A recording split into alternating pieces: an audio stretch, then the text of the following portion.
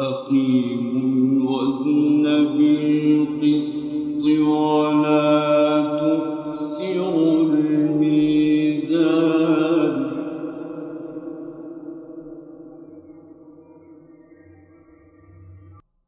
والأرض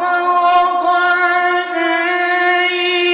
للأنام فيها فاكهة والنخل ذات الأكمام والحب ذو العصف والريحان فبأي آلاء ربكما تكذبان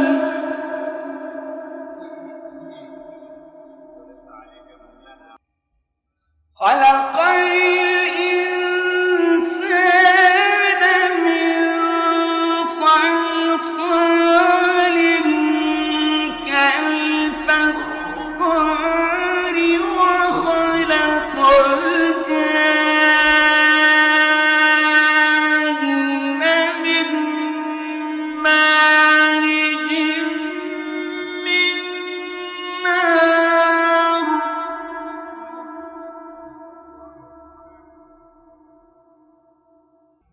فبأي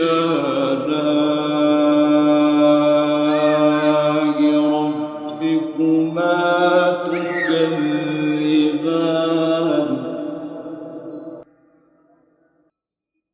رب المشرقين ورب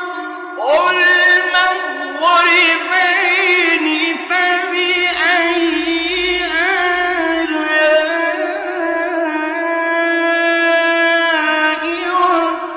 ربكما تكذبان مرج البحرين يلتقيان بينهما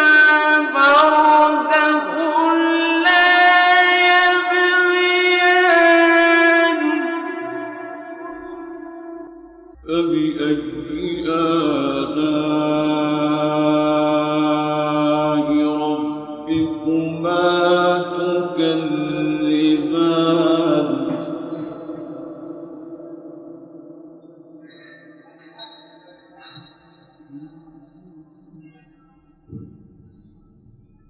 يخرج منهما اللؤلؤ والمرجان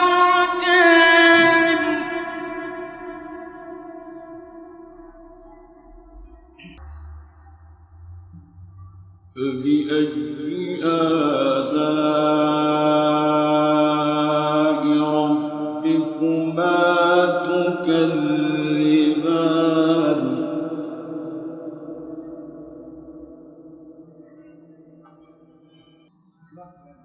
وله الجوار